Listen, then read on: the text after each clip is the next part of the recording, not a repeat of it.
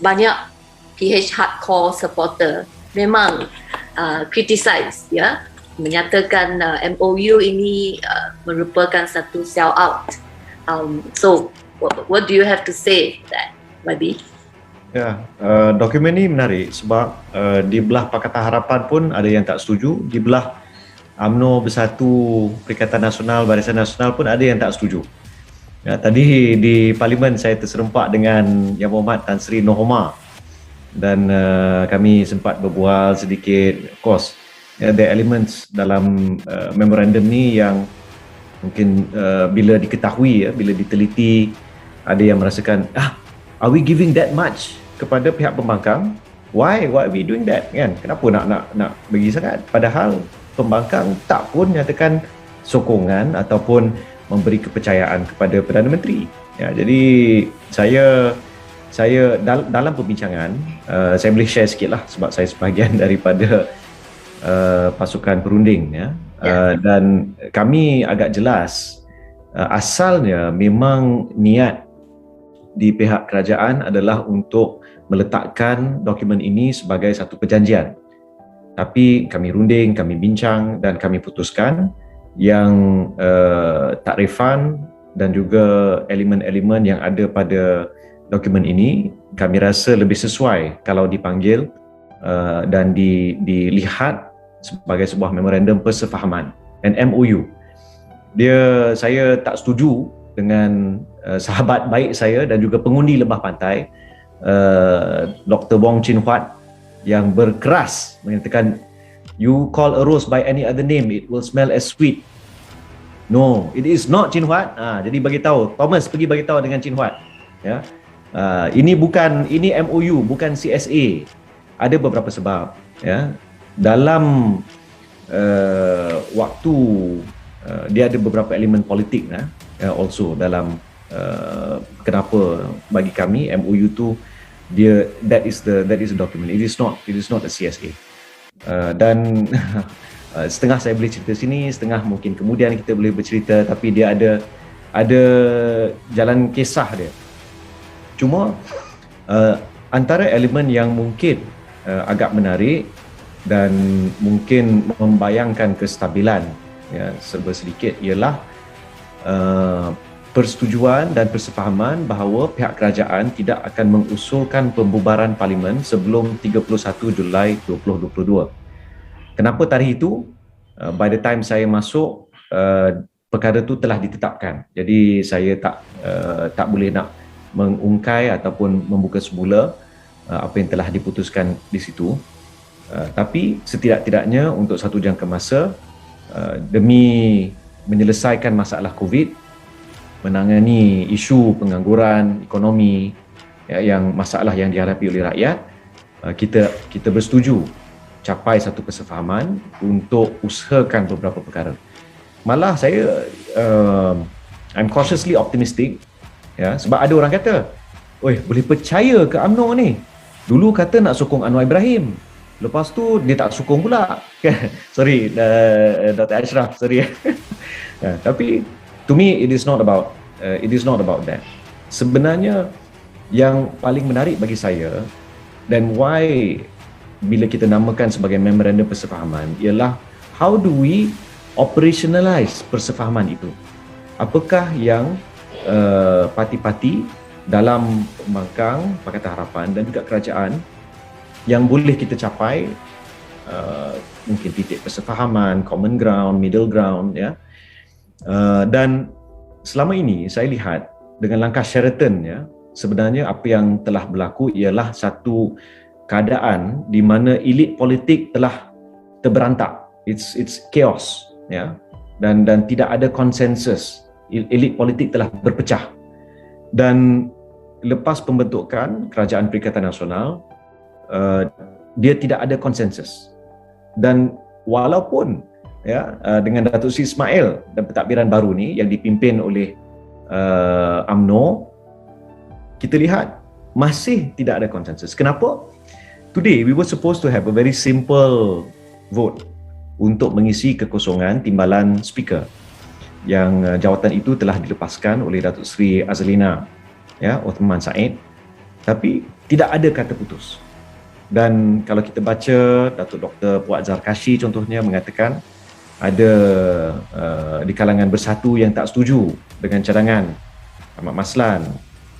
Whatever the case may be, kalau betul-betul this is a CSA, kalau betul-betul, then the government should be able to count on the 88-89 votes from Pakatan Harapan.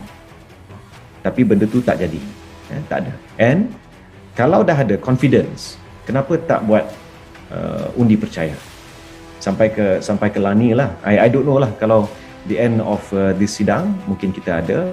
Kami aluk-alukan, memang kami berpegang pada prinsip itu, bukan sebab nak kalahkan kerajaan. In fact, tumbangnya pentadbiran Tan Sri Mahyadin bukan sebab pembangkang. kami dah memang tolak. Tapi ada di kalangan yang menyokong pada waktu itu telah tarik sokongan. Jadi it's not us, So in any case, kami lihat memorandum ini adalah mungkin langkah-langkah awal menuju ke satu, I don't know whether it's too optimistic to say, a new piece of Westphalia untuk politik Malaysia. Satu perdamaian Westphalia ala kurun ke-17 di Eropah, tapi untuk politik Malaysia. Satu perdamaian yang terbentuk atas beberapa limited form of understanding for a limited period of time, insyaAllah. Wabi Fahmi, I want to come back to you. Just now you said that you were involved dalam perundingan MOU ini, and follow up with what Dr. Ashraf said. We want to have institutional reform so that in the next elections, it's more level playing field. So, what other reforms that you would like to see to achieve that? And it is not in the MOU. Could I unmute? Yes. Yeah. Actually, satu area yang MOU ni tak sempat nak sentuh ialah isu pendidikan. Kena ada satu reformasi besar ataupun penambahbaikan. Saya ingat lagi masa kita bincang kalau tengok dalam memorandum tu, bab yang disebut sebagai tentang parlimen, mula-mula kita nak guna perkataan reformasi parlimen. Tapi ada yang tak setuju, jadi dia guna pembaharuan parlimen, tapi dalam bahasa Inggeris dia letak parliamentary reform. So in English is okay to use the word reform, tapi dalam bahasa Melayu tak boleh guna perkataan reformasi. Atas alasan that is your slogan. It's fine, it's okay, dia asalkan we get the job done, So bagi saya pendidikan itu satu area yang sangat penting yang disentuh oleh Dr. Mazli, ahli Parlimen Sipar Renggam, dan juga ramailah. Saya sendiri ada anak 8 tahun, 2 tahun dia tak pergi ke sekolah betul-betul lah. So I see that is an area. Tapi MOU ini tak sentuh bab yang tu. Tapi dalam aspek ini penting sebab pendidikan tu dia sebahagian, salah satu daripada perkara yang perlu kita tambah baik ialah pendidikan civic. Kalau kita nak anak-anak yang pada usia 18 tahun dah boleh jadi pengundi, boleh jadi calon, maka perlu ada program untuk mereka memahami tugas tanggungjawab sebagai pengundi, sebagai calon, apa yang berlaku, dan itu penting. Jadi perlu ada sedikit perubahan dari segi silibus, kurikulum, dan sebagainya. Tapi untuk institusi parlimen, sebenarnya yang menjawab tentang peruntukan ahli-ahli parlimen, saya sendiri berpandangan pada waktu ini ahli-ahli parlimen mendapat peruntukan khas dari Perdana Menteri melalui tabung. Kalau you all tengok pada Belanjawan 2022, Perdana Menteri ada dana 1 bilion ringgit untuk tahun ini, 1 bilion ringgit, dan itulah dana yang mana duit untuk constituency fund diambil dari situ. Dan seeloknya ahli-ahli parlimen untuk memastikan dana itu dapat disalurkan dengan adil kepada semua ahli parlimen tanpa mengira fahaman politik, dia mesti melalui Dewan Rakyat itu sendiri ataupun Dewan Negara itu sendiri. The House itself must decide. Dan harapan saya dengan langkah pertama memorandum persefahaman ini dalam keadaan political gridlock, kita boleh anggap dah macam traffic jam lah, tak boleh nak ke mana-mana, dia stuck macam tu kita boleh mula lihat keadaan di sekeliling Dewan Rakyat, Dewan Negara, malah juga di Dewan-Dewan Undangan Negeri untuk kita tambah baik proses yang ada di situ. Kita tengok sebelum ni berlaku penambahbaikan di Dewan Negeri Selangor contohnya, di mana Ketua Pembangkang juga di Pulau Pinang diiktiraf, diberikan bukan setakat penghormatan tapi kedudukan yang setaraf. Kalau kita tengok Westminster sebagai contoh, dia ada dari segi lenggok bahasa pun ada perbezaan, apatah lagi dari segi kedudukan sebenar, ya, ataupun dari segi harfiahnya, iaitu Ketua Pembangkang setaraf dengan Perdana Menteri. Setaraf, they are co-equal, ya, dalam sistem demokrasi yang Westminster amalkan, ya. So sebab parlimen kita berasaskan ataupun menggunakan template Westminster, kita boleh lihat apa yang dilakukan di situ. Bukan setakat untuk dekorum. Kalau kita lihat sebenarnya dalam protokol, senarai protokol, Perdana Menteri of course very top, among the very top. Tapi Ketua Pembangkang corot dalam 23, 29 somewhere there. Maksudnya dalam protokol untuk Istana Negara contohnya, ataupun majlis-majlis rasmi. Walhal bila kita tengok buku yang dihadiahkan untuk parlimen, kita ada buku rujukan amalan kebiasaan dan presiden dari parlimen-parlimen Westminster, dinamakan Erskine May.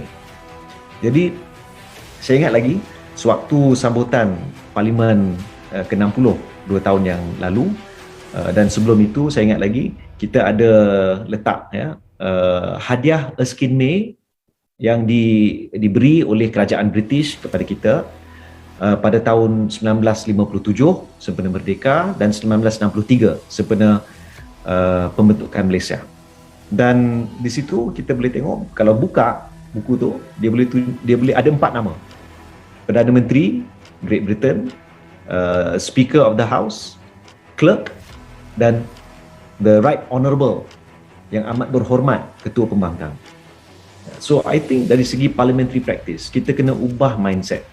Pembangkang, and to be fair, sebenarnya dalam perbincangan ni ada negotiator daripada pihak kerajaan yang mencadangkan, why not we get rid of the term pembangkang, find a different word, because pembangkang tu kalau kita lihat dari segi semantik dan semiotik, dia ada elemen-elemen yang kasar, elemen-elemen ataupun bayangan, ya, ataupun if you unpack the word, ya, kalau nak guna deconstructionist, ya, ataupun post-structuralist punya approach, ya, dia ada many resonances yang negatif lah. But that's not necessarily so. Dia bukan, it's not just in the word ataupun the history, tapi in the budi pekerti oleh orang yang menjawat jawatan itu. Just because nama kerajaan tak bererti ada elemen-elemen ataupun bayangan karakter-karakter raja, di mana kerajaan itu asalnya salah satu ialah perkataan raja di situ, ya, kerajaan, ya. And kita pun jarang memikirkan, kalau dalam bahasa Inggeris dia ada macam a funny way of putting it. Pembangkang tu dalam bahasa Inggeris of course is the opposition, tapi di Westminster juga disebut sebagai His Majesty's Loyal Opposition, iaitu pembangkang yang taat setia kepada Tuanku, ataupun Her Majesty lah, Her Majesty's Most Loyal Opposition. Jadi konsep pembangkang dalam kerangka raja berperlembagaan dan parlimen sebagai institusi terulung pembuat undang-undang, bagi saya itu kita ada ruang untuk kita bincang dan kita lihat hala tuju yang baru. The best thing for me, lantikan yang paling tepat bagi saya dalam seluruh kabinet yang ada sekarang ni ialah Datuk Seri Dr. Wan Junaidi sebagai Menteri Undang-Undang, sebab beliau mempunyai pengalaman sebagai sebahagian daripada pentadbiran, sebagai timbalan speaker, dan sekarang sebagai Menteri Undang-Undang dan Hal Ehwal Parlimen. Saya lihat beliau telah ada banyak idea dan banyak komitmen, dan kami bersedia untuk bekerjasama dengan beliau untuk merealisasikan, ya, banyak daripada usaha-usaha reformasi ataupun pembaharuan parliamentary reforms, ya, untuk I think bukan shake up lah the institution, tapi shift it in a different direction. Kalau parlimen boleh jadi benar-benar bebas, ya, kita tidak akan perlekehkan usul pertama yang akan dibentang Menteri Dalam Negeri di setiap sidang pertama, mesyuarat pertama pada satu-satu penggal, iaitu usul Dewan memerintahkan Ketua Polis Negara memastikan tidak ada halangan kepada ahli-ahli parlimen untuk keluar pergi dari Dewan Rakyat, yang sebenarnya telah dilanggar. Perintah itu telah dilanggar oleh we don't know who bila ahli-ahli parlimen cuba nak pergi ke parlimen pada 2 Ogos yang lalu. Kalau parlimen itu menjadi betul-betul bebas, apa yang sepatutnya berlaku tadi, mungkin ada satu usul memanggil, ya, Ketua Polis Negara untuk menjawab di hadapan Dewan. Ya. We should have that power, because the house is not only an august house, but it should also be an independent house, bukan dikawal oleh eksekutif. Yeah, the parliamentary reform is one area that Persay has been working very hard with some of the CSO here.